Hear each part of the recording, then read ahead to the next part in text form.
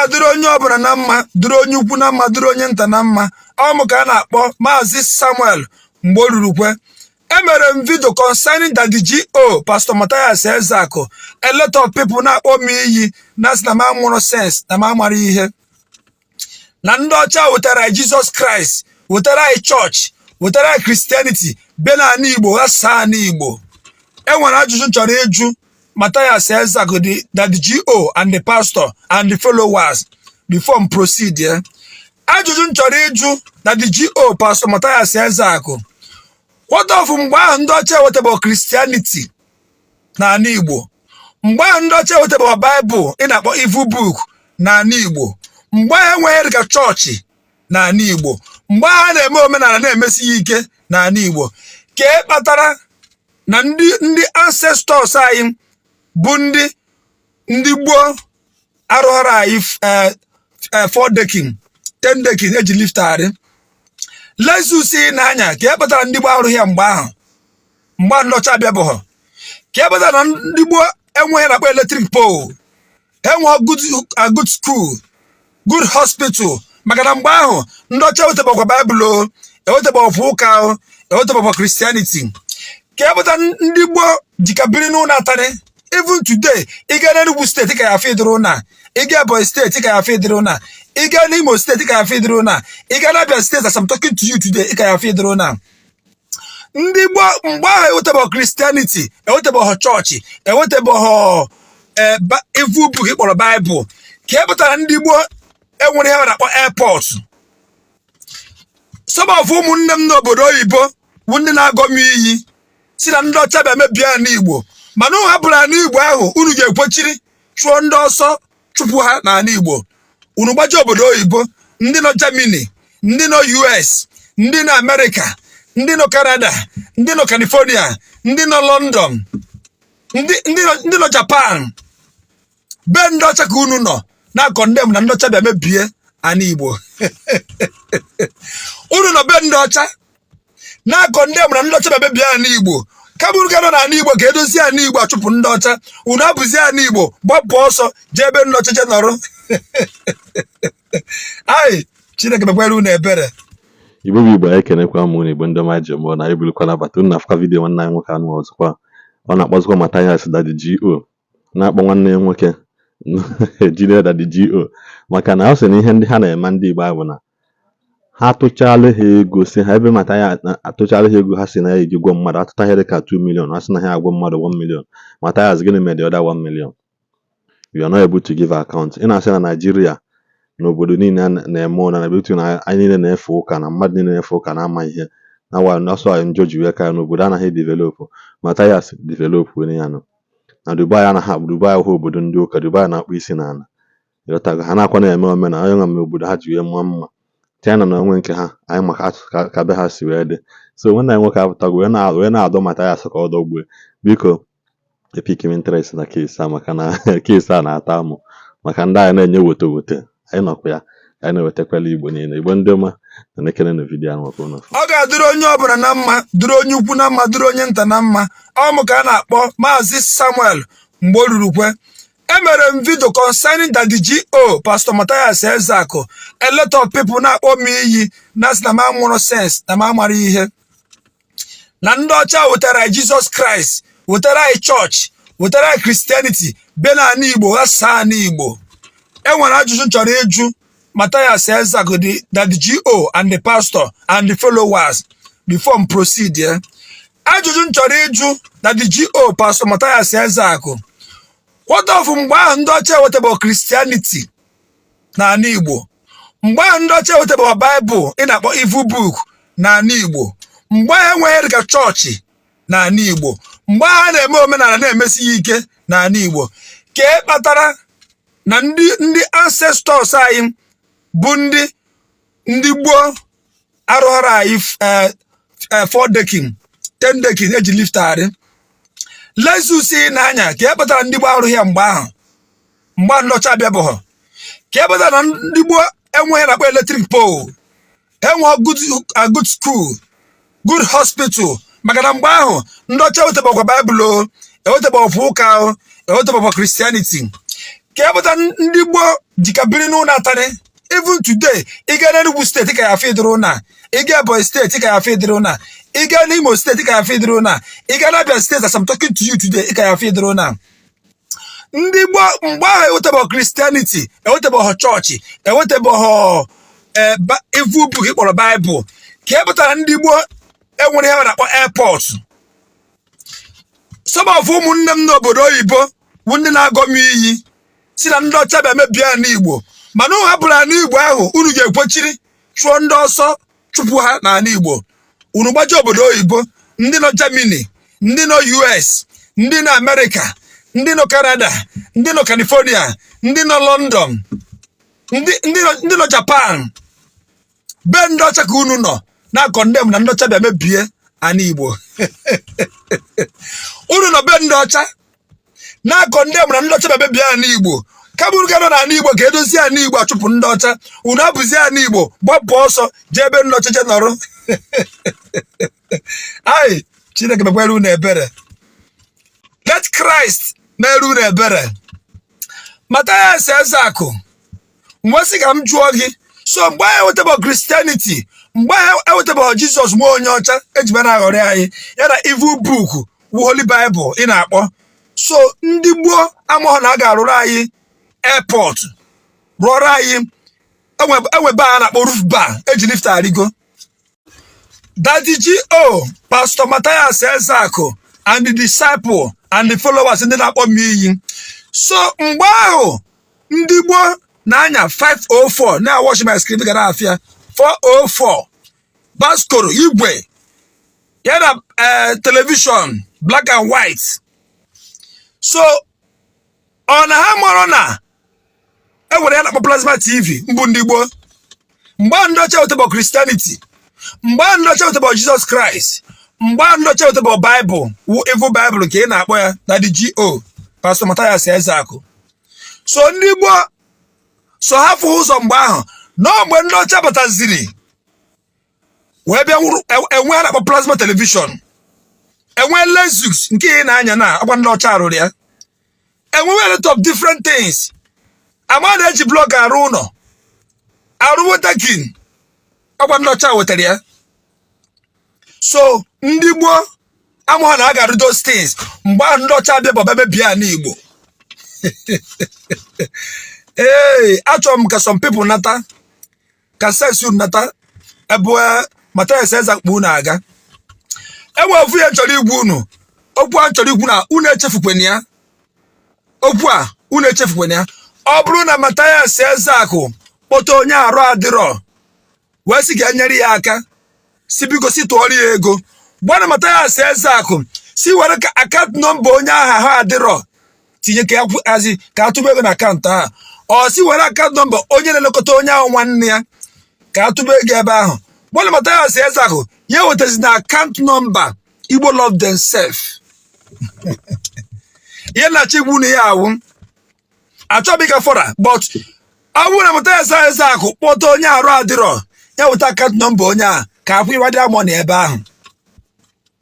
Yes, ọ bụrụ na Matthias Ezeaku menwuo ya nkwuru, menwuo ya nke izizi, nke ịbụa, nke ịtọ, nke ịnọ, nke ise, mee ya didi si agwụ. Ịma na Matthias Ezeaku in fact mmesoezi ya n'azụ. Ụmụnne m ndị Igbo n'obodo oyibo ntacha afụfụ mmadụ pụta unu na-emere onye ahụ akaụntụ ka unu na-emere onye mana unu amarọ. Unu na-atụrụ onye ahụ ego emere ya akaụntụ, atụcha ego na akaụntụ foundation onye arụ adịrọ si wee na ihe ga-eji triti onye awụ 1 million, atụba ego tụta ebe 2 million for example, eweze 1 million triti onye ahụ. What of that remaining 1 million ebe ka ọ dị? The remaining 1 million ebe ezi ka ọ dị? Daddy G.O. Matthias Ezeaku, the pastor and the disciple. Ajụjụ na-ajụ na-asaba ọgwa m ya. Mgbe ahụ ndị ọcha wetebọ Jesus Christ maka unu kwuru. Mgbe ahụ ndị ọcha wetebọ Bible, unu sị na evil Bible unu na-agba ọkụ. Mgbe ahụ ndị ọcha wetebọ chọọchị, our ancestors, our forefathers. Ebe ka ha nọ, ha ji ọrụ anyị airport. Ebe ka ha nọ, ha ji ọrụ anyị Lexus 2015, 216, 217, 218, 219 model. Ebe ka ha nọ, ha ji ọrụ anyị train station. Ebe ka ha nọ, ha ji ọrụ anyị companies. Ebe ka ha nọ, ha ji ọrụ anyị universities. Ebe ka ha nọ, ha ji otiri anyị electric pole. Ebe ka ha nọ, ha ji ọrụ anyị phone eji aza call. Our forefathers, ebe ka ha nọ. That the G.O. Pastor Matthias Ezeaku ka nna ajụ. Maka unu si na ndị ọcha wetara anyị Jesus Christ agha saa n'Igbo. Most of your followers ndị n'obodo oyibo, ha nọkwa n'ala Igbo. Unu nọkwa be ndị ọcha. Ka ezi ka ndị ọcha si bịa n'ala Igbo bịa agha saa n'Igbo. Unu chọrọzi ha chewezi ebe ha jebiri ebiri. Ha ya egbusi unu egbunu. Unu kwesịrị na-agbara ha ọsọ. Kwesịrị ife onye ọcha na-asọ ya asọ na-agba. Ebe onye ọcha bebe bịa n'Igbo. Gasa n'Igbo with chọọchị. Ị chọrọ ya gba plan jezi biri ebiri. A na-egwu inu onye ọcha. Ị na-live life. Kabi ị ga na-agba ọsọ na onye ọcha bụ your enemy. Your enemy ka ị chọrọ jezi biri ebiri. Gị na-eme business na-achị na-amụrị. Ị chọbeghị ịma ihe. Ị na-echere onye ị ga-eso. Ị na-echere onye ị ga-eso na your own level, your own capacity. Ọwụrụ that the G.O. Pastor Matthias Ezeaku. I'm very sorry for you. Very, very sorry. I'm very, very sorry. I'm telling you, on the boom of reality, every time I say that Jesus Christ will criminal. Church menka, church menka, church menka, church menka. Matthias Ezeaku, imepogo church. And when again you are church as on now. Or do you pay your own church? I want you to come out and talk to government and command government here and there. Company. Kabige buso jemepe company. Kabige buso jemepe school. Kabige buso jemepe hospital. Ibuso jemepe church. And if we never go offering. He never go offering na condemn. Iye Ndibo na use. Ndibo na use mic. Ndibo na use keyboard. Mani we keyboard na church. Yes. Ndibo ada anya moto ya anya wu basco. Ndibo ada yi akwa. Ondo charula akwa. Ye ndibo na awawu. Ewere akwụkwọ une awachi ike. Ụmụ nwaanyị Ndibo ha de yi ihe ba. Ejima Ndibo ete uhie n'ihu. Ndibo ada use phone. Ndibo ada ga university. Ha ga university. Ndibo amụrụ ha na-akpọ generator. Ha use generator. Ndibo omenala. Ha na nwaanyị nwunye ha ada dina n'ofu room. Matthias Ezeaku, you see the dinner in the same room with your wife. Your wife will see the dinner in another room. Give her dinner another room. And it was even one year or you know. Oboso no ga no nanso, oye siniri, oye ruga ho, oya bia nso. Ewe ga no nanso, nka ha bia. Matthias Ezeaku, it was he be na town, it was he be na village. Je ko ugbo. Oye Ndibo na eme, iye ko ugbo, inwe ji, inwe ebe na tigasi ji. Ikwa wotaba. A lot of things he was saying there made there me. Eputana as Jesus Christ say, Jesus Christ saw, no kasi, ukasi ho. Finally, me poka. Ina nego nyinye. Ina na tight. Ina na iso seed. Chorister. Ana Thanksgiving. Ana ekwu na church again. Ana testimony na church again. Ona we na battle like this, ndị mmadụ akwụrụ ọtọ. Ịbatacha ha dọ na ana. Your elders ntọrọ ga atọ. Ndị tọrọ ga atọ pụta ha ebinye kwụrụ ọtọ. Egwu ada atụ gị.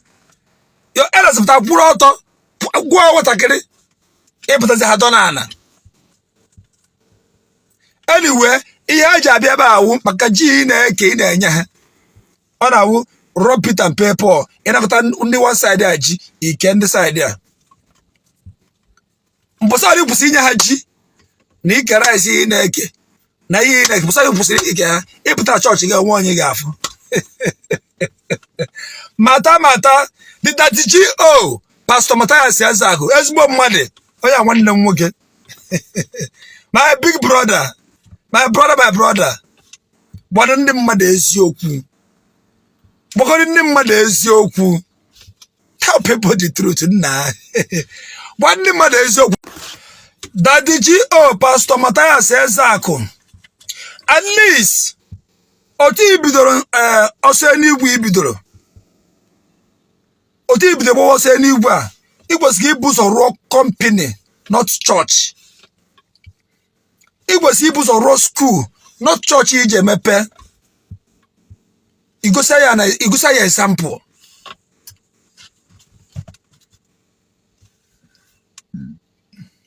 ka njikwa ajụjụ for the last time mgbe ahụ ndị Igbo ndị ọcha wetebara ha Jesus Christ ndị ọcha wetebara ha Bible ndị ọcha wetebara ha church ebe ka ha nọ ha ejighọ mme ka ndị Igbo dịka Dubai gịnị ji ha ejighọ mme ka ndị Igbo dịka Dubai mata ewaju nchọrọ ịjụ mgbe erere ndị oji as slave mgbe erere ndị oji as slave ke ndị rere ndị oji ahụ ọ ndị ọcha rere ndị oji ka ọkwa ndị oji rere ndị oji resi ndị ọcha as slave ndị ọcha mere arụ ndị ọcha mere arụ ndị ọcha mere arụ mgbe na-ajụ mgbe erere ndị oji resi ha ndị ọcha as slave ọ ndị ọcha abịa were ndị oji resi ndị ọcha ibe ha ka ọkwa ndị oji were ndị oji ibe ha resi ndị ọcha as slave is black you see black even ndị oji ifra iwu ndị oji anyị nwa ifu na-eji oji every time Matthias Ezeaku ọ na-ama abụba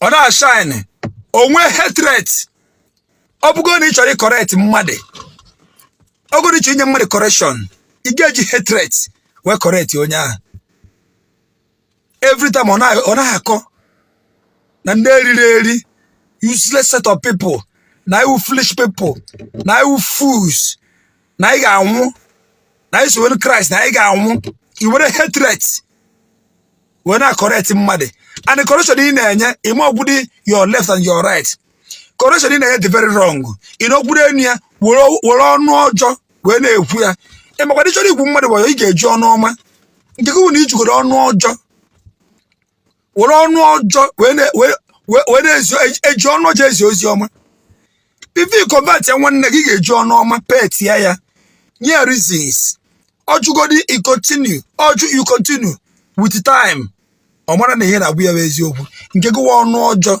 and the worst part bụ onye believe ọ n'ihe believe ihe help onye ahụ ọ bụrụ ọgwụ ego gị ka ọ bụ ọgwụ ego ndị mmadụ tụrụ atụ ọgwụ ego ndị mmadụ tụchara atụ not your money you can't use your money your own sweat struggle maybe ịzụrụ afịa gbacha mbọ zụọ afịa wee rọrọ ewido ụlọ ihe emenwu ya Matthias Ezeaku ọ bụrụ iwe businessman eziokwu na-azụ buying and selling pass moto pass ị ga-eji nwee ego gị your own sweat wee rụọrọ ewido ụlọ ihe emenwu ya maka na inwe hatred you are bittered inwere hatred in you or in your blood before inyere mmadụ aka ị ga-ebu ụzọ onye ahụ denounce na yo believe na nke before inyere onye ahụ aka with ego atụrụ go not even your money with ego atụrụ go on Sunday ị ga-aka ụka this coming Sunday ị ga-aka ụka were godi nwa wetu anya ana nenegori member ga one after the other members ga na bịa church ga achọ ka iwetu anya ana nene member ga one after the other na ha one after the other enwere onye ahụ dị no single person enwere onye ahụ dị acha ni no ebe ahụ nwere dị including yourself unu dịrị ga lab arọ unu test gote ọgwụ ka enyere unu aka ebere nna emetere ndị na-eso gị ụtọ ka ọha m n'ọnụ a na-emeche ka ịza dị ajụjụ mgbe ahụ ndị ochie wetebọ Kraịst wete Baịbụl wete chọọchị ndị our forefathers ebee ka ha nọ gịnị kpata na ha rụọrọ anyị ha eme ha n'Igbo ka ọ dịkarị gị na Dubai ekenekwe m unu obi Igbo ekenekwa m unu asị m ebe onye nọ na-anụ n'onu anyị dị m n'aka onye channel video biko nye na ya aka gbasa ozi a nye na ya aka subscribe na this channel share this post drop your comment bụ your notification ka ị na-enweta notify mgbe ọbụla anyị post video ọfụ Igbo ndị ọma na-ege m ntị ka anyị nwee nọ mgbe ọzọ